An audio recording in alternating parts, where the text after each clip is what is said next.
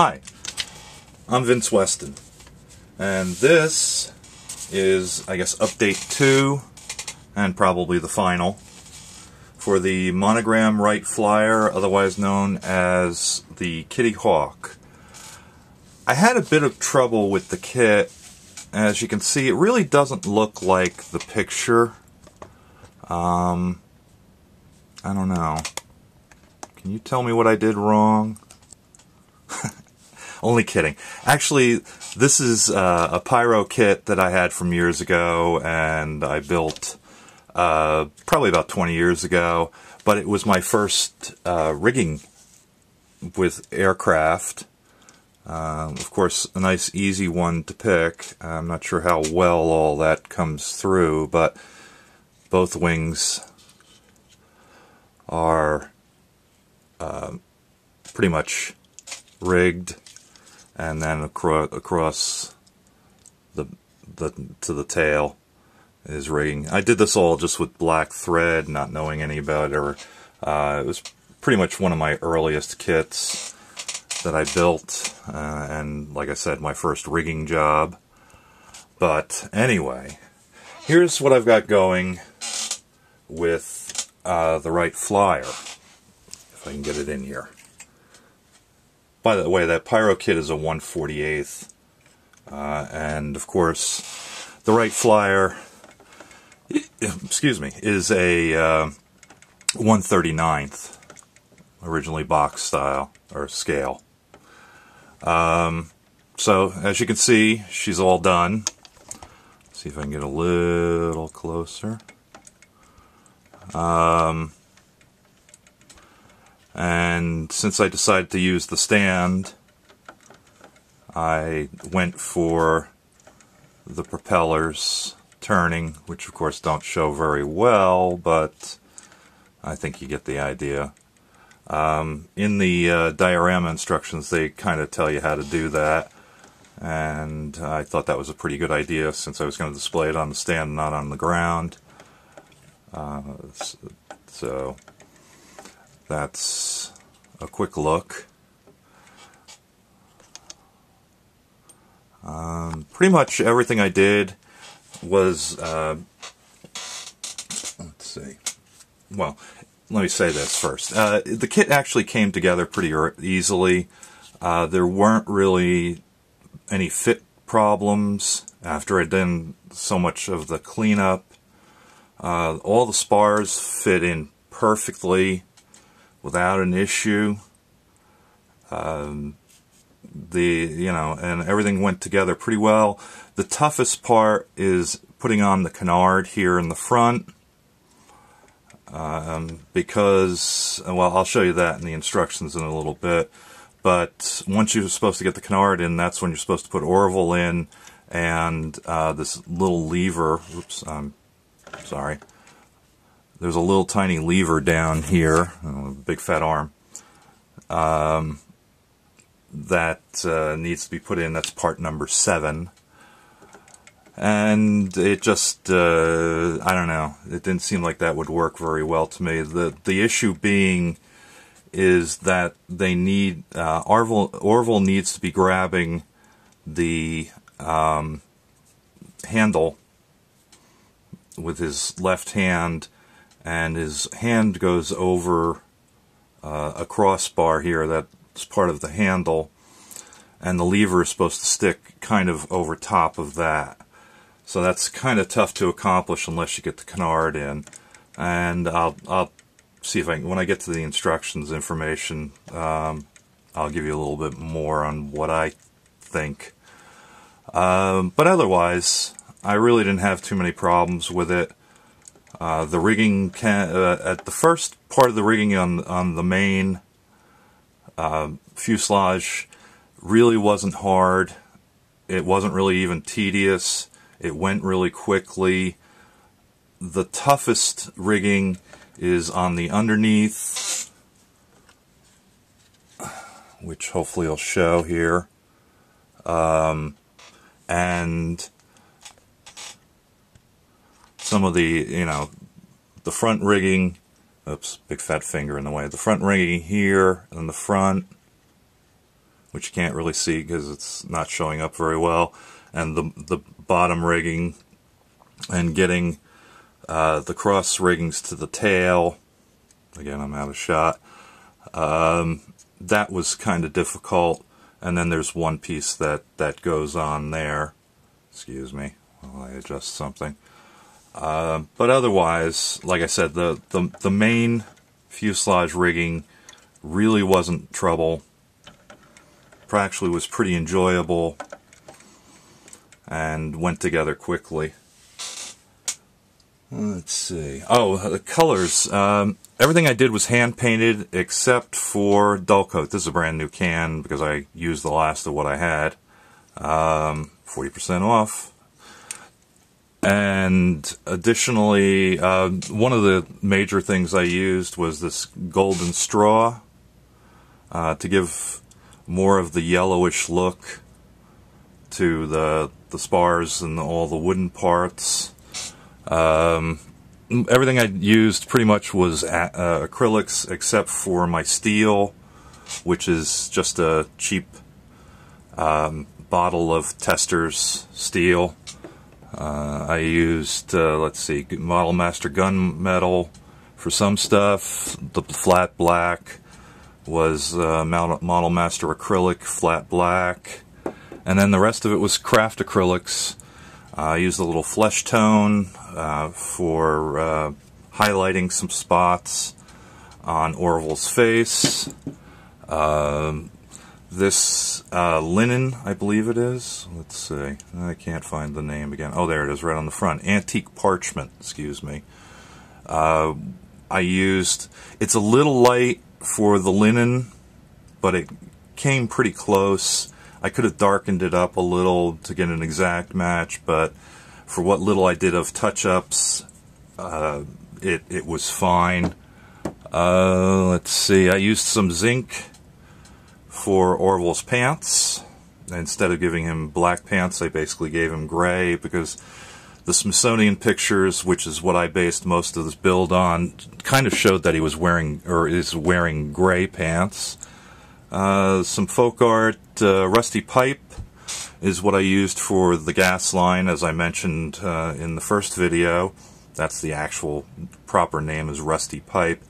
It looks like brown tubing to me, so it worked out pretty well.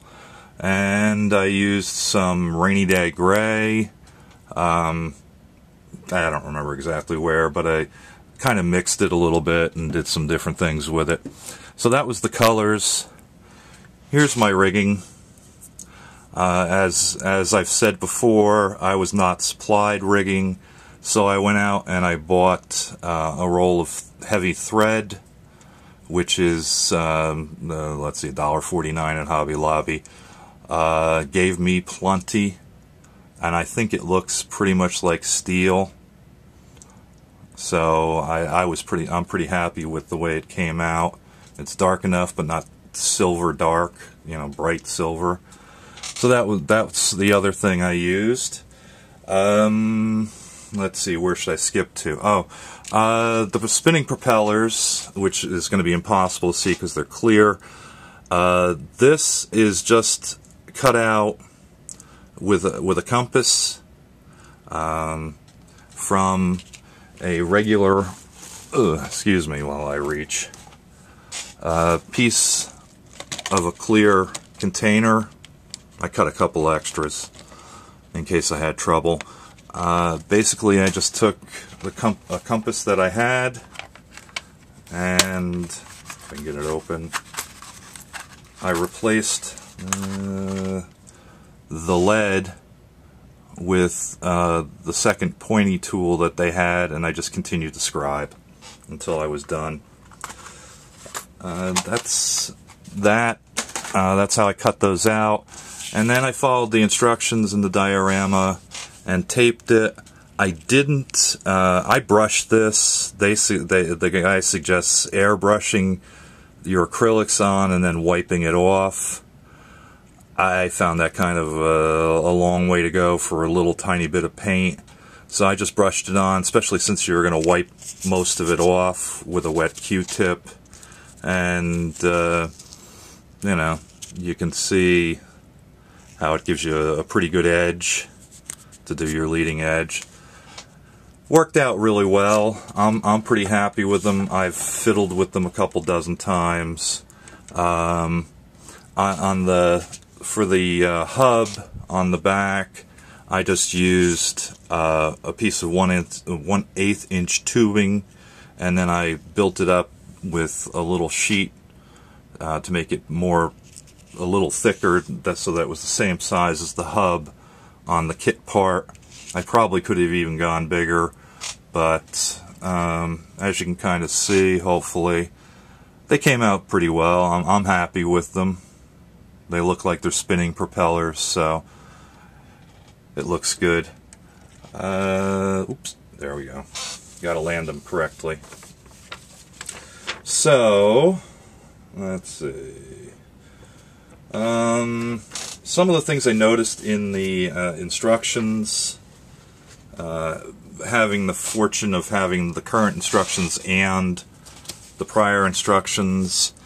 In number 2 over here, they show the bottom wing curving up. It's actually curving down. That wouldn't make aerodynamic sense for it to curve into each other. It looks cool in the picture, but that's not the way it actually goes. So beware of that. You're not putting the kit together wrong if you do that. And then on to number 4. Rumor I've heard is the supplied rigging is too small, or it's too short. One of the things I suggest is kind of skipping to step 5 and doing the front rigging first, and do that leaving your rigging on, your supplied rigging on the spool or shuttle, whatever they give you that you want to call it, because what I've discovered is most of these measurements that they provide, or all of the measurements they provide, are actually about 1/4 to 1/3 too long. You're going to wind up, like in these 22-inch pieces, they're almost 7 inches too long. So you wind up cutting off like a 7-inch piece at the end, and if you leave it all together and then do the rigging pieces, if you can, you'll probably save yourself some rigging when you get to the other side, and you're going to tie it off and cut it off and glue it or whatever. But that's one thing, my suggestion on the rigging. Of course, this first part up here in step 4, these are too long in the measurements. I think they were they're saying they're 16 inches. I'm thinking, from what I measured, they wound up being about 4 inches too long. But since these two particular pieces have to be done later in step 8, but they have to be done before you do the back rigging, so because you won't be able to reach inside if you get all this rigging in place, you're probably going to have to do a little bit of excess waste there. I think part of it was they left it long for fat, fumbly fingers and being able to have something to hold on to. So the other thing I did with my rigging was I dull coated it after I got it stretched out and glued in place. Since it is thread, I know on my Avro it has a tendency to get little filaments and collect dust, and it eventually looks kind of, that's not a real good shot, but anyway, it tends to get a little dirty looking, and this was just pure thread. I didn't know any better. I just stuck thread on it, and maybe you can see in the back there's little filaments and fibers sticking out from it. I've heard a lot of people talk about waxing the thread. I tried that. I didn't have a real lot of luck, so when I got them all in place, I dull coated them. I think it helps stiffen them, and so they won't sag as much over time. So I'm thinking that's pretty good. The next, now I've mentioned 4 and 5. The biggest problem putting this kit together was down here in the bottom of 6, where you're supposed to add the canard and then put in Orville and this little lever. I couldn't figure out how in the world I'd be able to fit them through the front, since the little lever's got a little pin that's got to stick into a little hole. Getting that lined up would be really crazy. What I did was I dry fit it first, and then glued it in place, glued the lever in place, and basically once I got the canard in place, I put Orville in through the back, which of course meant I had to weave him a little bit through the rigging, but it really wasn't that tough. I'll also mention I did do a lot of fiddling with his arms.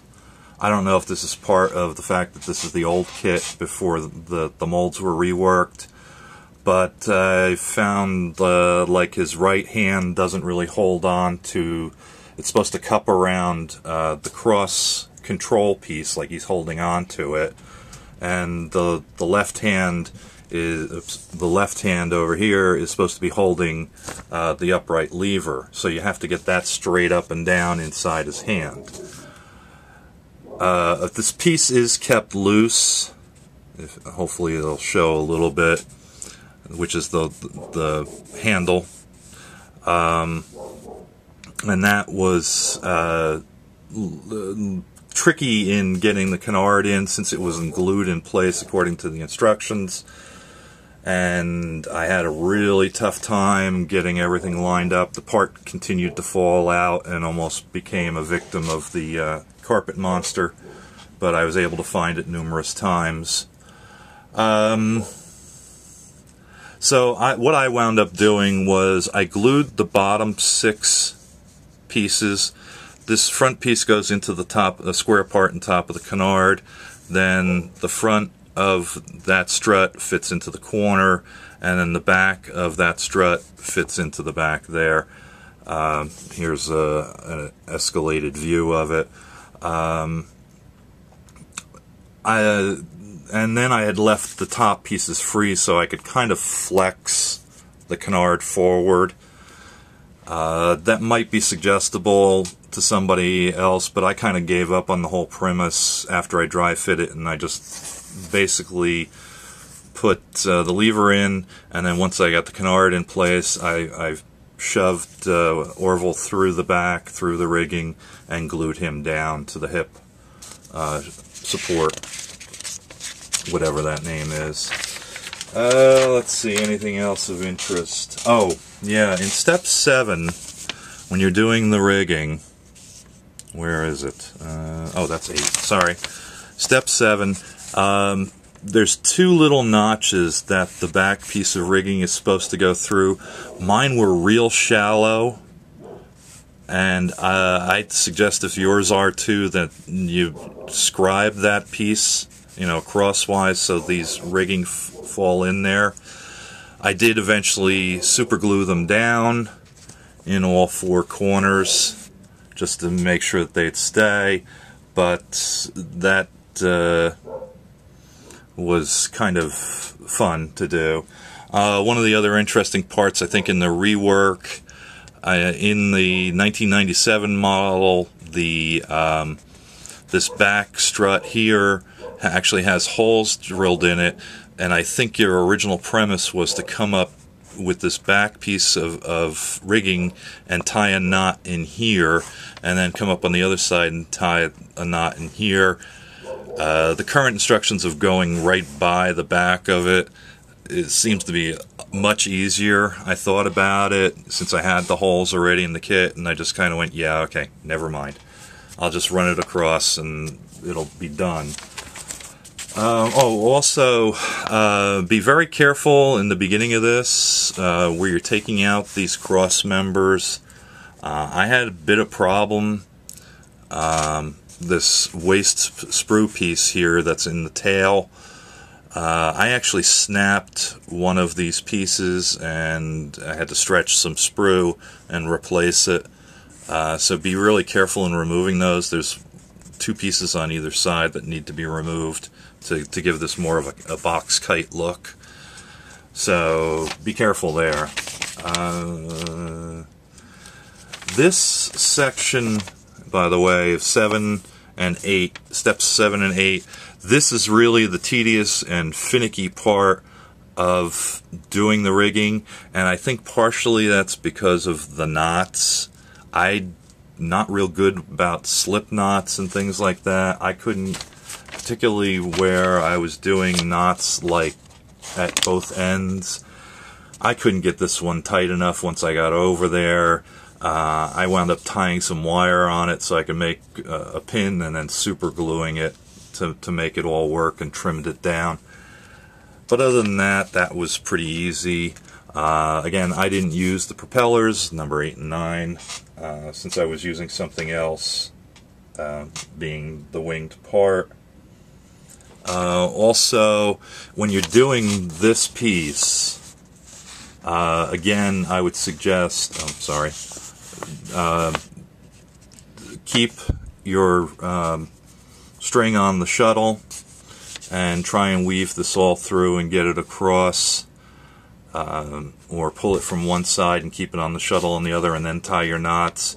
So that, because this didn't turn out to be 16 inches, it was more like 13, maybe 14 inches. As you can see, maybe, this is what I had leftovers, since I just measured them, cut them, and put them on. There's a lot kind of went to waste. There's probably, almost 2 feet here. So that's another spot that you could probably save some. And the last piece of rigging is right here. I actually used a leftover piece I had that was more like 7 inches long from one of the earlier main fuselage pieces, and did that all up with that. I didn't have to cut another part. But then again, I had 40 yards worth to use, so it was okay. Back here, here's something that kind of shows the difference between the 1997 release of the kit and the post-2000.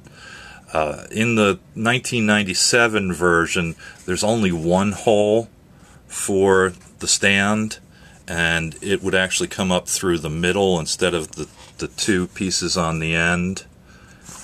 And of course I made a mistake and had to rebuild the pin so that I could make that all work. Actually, I wound up sanding down part of the top to make a nub there. That's how I got it finished. And that basically gets me through the instructions. Boy, this is turning out to be longer than I expected. I didn't use everything. The only thing I actually used was Orville down here, even though it looks like he's wearing a beret, he's not. But that worked out pretty well. Like I said, it was a fun kit. I was off this week, so I had nothing really planned. And of course I'm in trouble with the boss because I didn't take her anywhere. But I spent most of my time finishing this up. So once again, this is everything I got going here. I think that's about all I got to say on the matter, as Forrest would say. And that's all I have to say on that. I enjoyed the build. It turned out really well. I'm really pretty happy with it. So, it was a fun build. So now, Colonel Reb, your turn. So I guess at this point I'll just say have fun and stay out of trouble. Talk to you later. Bye.